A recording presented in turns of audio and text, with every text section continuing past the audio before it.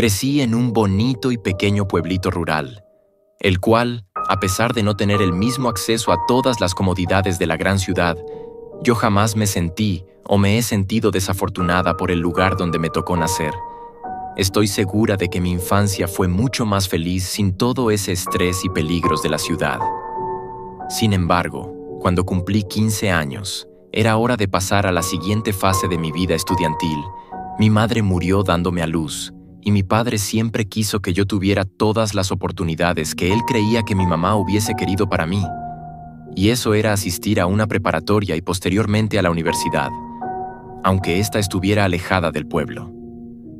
Por lo que, aún sin conocer la ciudad, investigó los cuartos para estudiantes en los barrios más seguros y me inscribió en la preparatoria, y él volvió al pueblo. Me dijo que siempre y cuando yo quisiera seguir estudiando, no me importara cómo él conseguía el dinero para pagar mis estudios, y él jamás rompió esa promesa.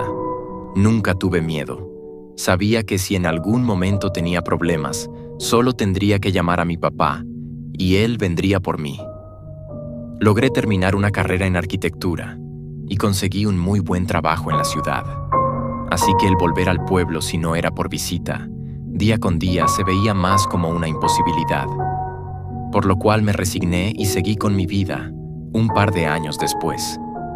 Conocí al hombre perfecto. Se podría decir que me quedé enamorada de él en el preciso instante en el que lo vi, y para mi suerte, aquel amor era mutuo. Sin embargo, había un problema. Su madre y su hermana me odiaban. No lo digo solamente por decir.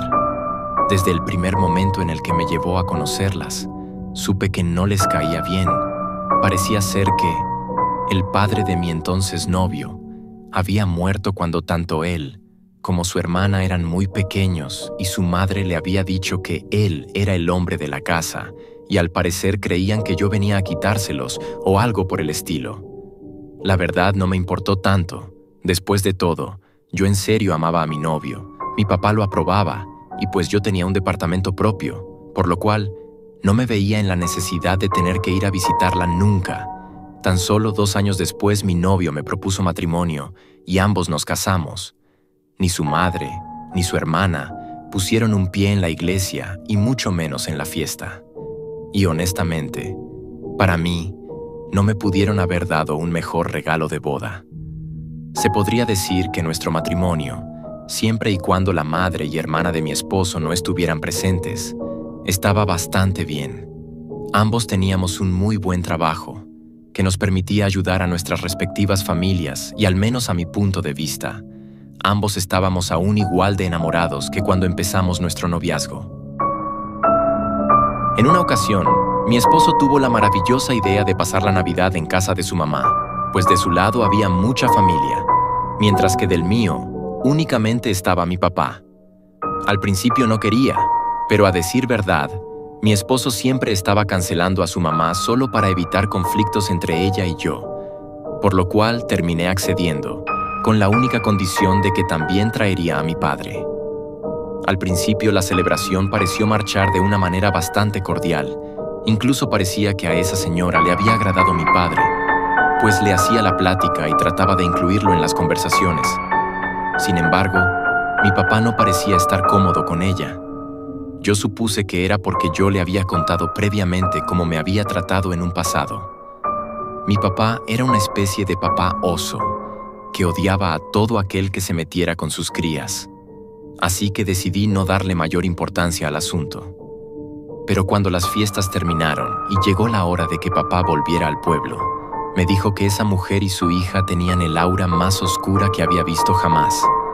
A decir verdad, no supe cómo tomarlo, pues papá siempre decía eso con personas que no le agradaban y a las que no quería que me acercara.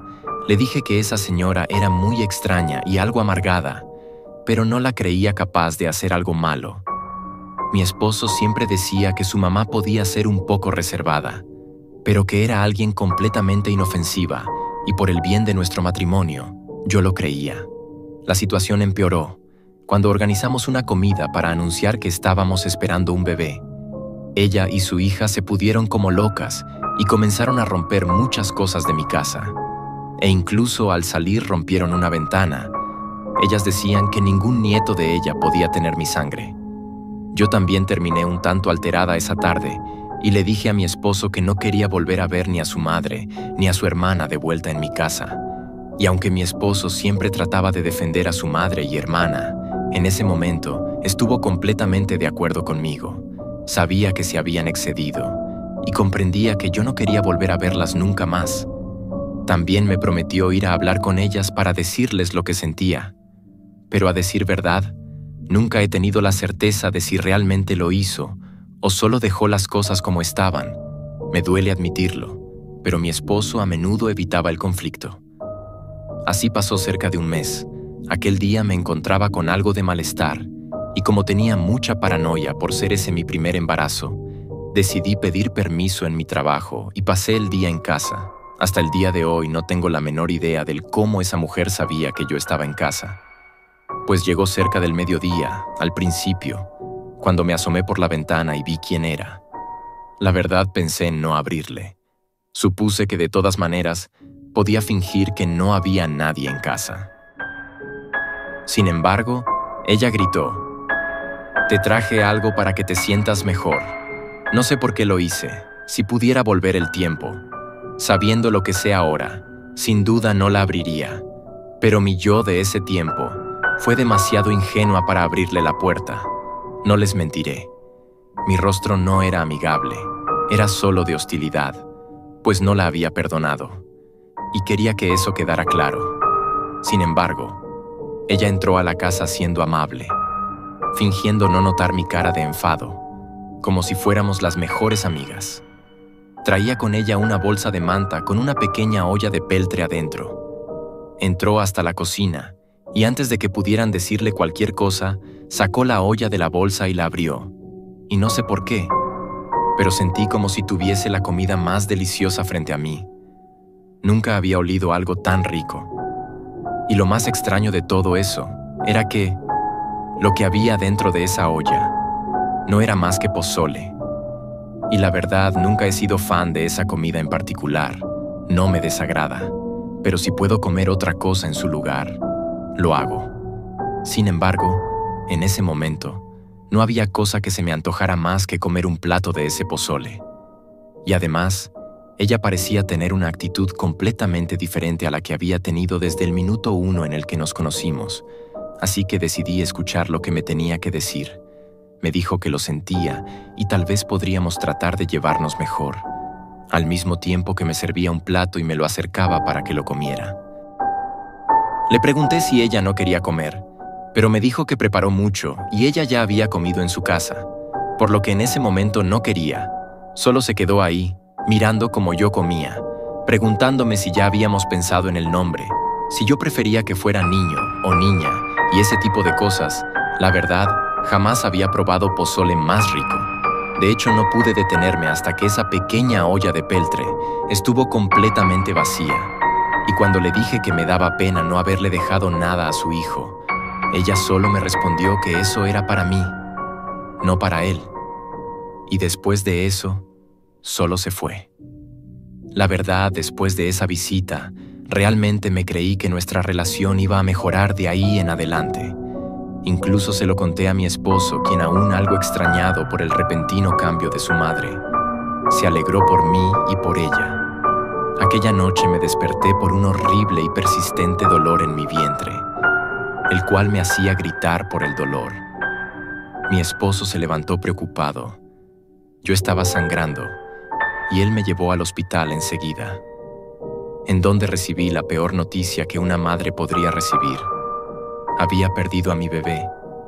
No podían explicarlo, pero tuve una hemorragia tan fuerte que por poco acaba con mi vida también, pero de alguna manera aún más inesperada. Mi cuerpo logró resistir el tiempo suficiente como para estabilizarse y recibir una transfusión sanguínea. Cuando estuve despierta, la verdad, me sentía como la mujer más desdichada del universo. No me importaba haber sobrevivido si mi bebé no lo había conseguido. Me dieron de alta pocos días después y fui a casa. Me quedé acostada en cama, mientras que mi esposo iba a trabajar. Creo que estuve así cerca de una semana. No quería comer y prácticamente solo me levantaba para lo más elemental. Mi esposo no sabía cómo lidiar con eso. Pensaba que solo dándome tiempo yo podría mejorar. No lo culpo. Trataba de llevarme comida o me preguntaba si quería ayuda profesional, pero ante mi negativa, no hacía más cosas. Sin embargo, después de esa semana, decidí que la vida debía continuar. Así que aunque aún me sentía fatal, me levanté, me di una ducha y decidí obligarme a comer un desayuno de verdad. Así que comencé a preparar algo con los ingredientes que había en la casa, pues aún no tenía la fuerza para salir, por lo que terminé friendo unos huevos con algunas salchichas del refrigerador. Cada vez que reflexiono en eso, creo que no me llegaba el olor de la comida, pero supongo que por mi estado, no le tomé la importancia que se merecía. Cuando terminé de preparar mi desayuno, lo serví en un plato y me senté en la mesa. Miré el plato por unos cuantos segundos hasta que me dije que debía comenzar a comer. Así que tomé una gran cucharada y sin pensarlo 2 veces, me la metí a la boca. La comida me supo a tierra. Literalmente era como si me hubiera metido un puñado de tierra a la boca. Incluso la textura se sentía así. Me dio tanta repulsión que lo escupí en el lavabo de la cocina. No sabía qué era lo que estaba pasando. Intenté comer otras cosas, pero todo con excepción del agua me sabía de esta manera. Cuando mi esposo llegó, le conté lo que me estaba ocurriendo y él me acompañó a una consulta médica. Sin embargo, el doctor me dijo que no había nada malo con mis papilas gustativas y que quizás esto era producto de los eventos tan traumáticos que me habían ocurrido recientemente. Volví a mi casa. No podía creer que mi mente me estuviera jugando tan horrible pasada. Sin embargo, a la mañana siguiente, mi cabello comenzó a caerse. No era una caída formal. Literalmente mechones de mi cabeza se desprendían dejando calvas varias zonas. Al pasar los días me comencé a sentir muy débil cuando intentaba salir de la casa, al punto que dar un paso era una gran hazaña, y no podía comer nada que no supiera o se sintiera como arena. Y aun cuando me quería obligar a tragarlo, terminaba vomitándolo. Era como si mi cuerpo rechazara cualquier cosa que no fuera líquida. Traté de tomar terapia en línea, pero no funcionaba. Cabe destacar que durante este tiempo la madre de mi esposo iba a nuestra casa a ver cómo estaba, e incluso ayudaba haciendo comida para su hijo y ordenando la casa. Recuerdo que en ese tiempo, yo estaba muy agradecida por todo lo que estaba haciendo por nosotros. Al pasar los días, los doctores no podían encontrar cuál era el problema, aunque todos podían ver lo mal que estaba. Había adelgazado tanto que no podía caminar por mi cuenta.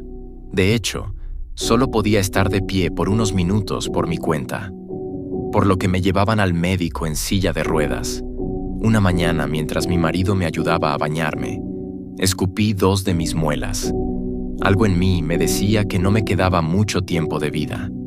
Para ese punto, estaba resignada, y por extraño que parezca, no había relacionado el día del pozole con todo esto. Llamé a mi papá y le dije que me gustaría despedirme de él y todo eso.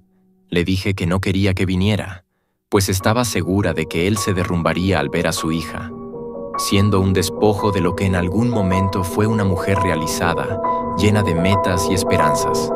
Sin embargo, papá no nada más no hizo caso a mi petición, sino que llegó al día siguiente con un amigo suyo. Era un chamán, que según sus propias palabras, había soñado que alguien me había hecho algo. Me preguntó si alguien que yo creyera que no le agradaba me pudo haber dado algo de comer o algo así. Mi primera respuesta fue no, pero casi enseguida recordé que había sido lo último que había comido.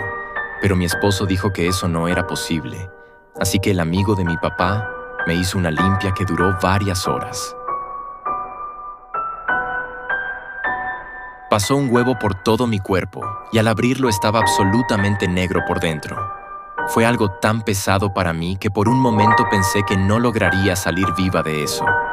Y también a medida que las horas pasaban, el amigo de mi papá parecía mucho más cansado e incluso los brazos le temblaban, pero me dijo que no podía parar, pues lo que me habían hecho era tan fuerte que él calculaba que me quedaban horas de vida. Probablemente no hubiese aguantado una noche más. Ya estaba muy oscuro, cuando me dijo que no podía ver exactamente quién era, pero la única manera de que yo saliera viva de eso era haciendo que a quien sea que fuera el responsable se le devolviera todo el mal que deseó para mí, mi esposo, pensando firmemente que no se podía tratar de su madre. Dijo que hiciera lo que sea, pues si la persona no había tenido compasión por mí, nosotros no la tendríamos por ella. El amigo de mi papá me dijo que me recostara en la cama y después me dio algo para beber, y ese algo me hizo vomitar casi enseguida. Él puso una cubeta para que no salpicara todo el piso. Mis ojos no podían creer lo que estaban viendo. Era mucho cabello, pero parecía estar empapado en sangre, con muchos coágulos. El olor era lo peor. Solo puedo describirlo con que olía a muerte y desesperación. Aquel vómito no se limitó al cabello. Empecé a vomitar algo parecido a uñas humanas e insectos. Tal vez esto que voy a decir no sea del todo cierto, y solamente fue algo que mi agotada mente imaginó por todo lo que estaba pasando. Pero puedo jurar que recuerdo que algunos de esos insectos aún se estaban moviendo en la cubeta, como si trataran de salir de la misma. Finalmente, el amigo de mi papá me metió unas plantas a la boca y me ordenó masticarlas. Y por primera vez en semanas, sentí otro sabor en mi boca que no fuera tierra. No era un sabor agradable, era como masticar alfalfa, pero en ese momento, al menos para mí, fue el mejor sabor del mundo. Tragué las hierbas como me dijo y me quedé dormida. Desperté a la mañana siguiente. El cuarto estaba impecable, como si lo de la noche anterior no hubiese pasado, y casi como si hubiese sido un milagro. Yo me sentía muy bien, tenía hambre, y aún parecía un esqueleto andante. Pero tuve la fuerza para subir por mí misma a la silla de ruedas y desplazarme hasta la sala, en donde mi marido, mi papá y su amigo estaban dormidos. Se veían muy cansados. No tenía fuerza para preparar desayuno para todos. Solo fui a la cocina y me serví un plato de cereal, el cual supo exactamente a lo que debía de saber. Ellos se despertaron poco después, mi marido y mi papá. No pudieron evitar llorar de la felicidad al ver mi notoria mejoría. Mi esposo tomó de inmediato su teléfono y llamó a su madre para decirle las buenas noticias. Sin embargo, la que le contestó fue su hermana, de una forma que no podía, o más bien, no quería explicar. Su mamá había muerto mientras dormía. Mi esposo lloró mucho, pero entendió quién había sido la causante de lo que me había ocurrido. Su hermana enfermó poco después.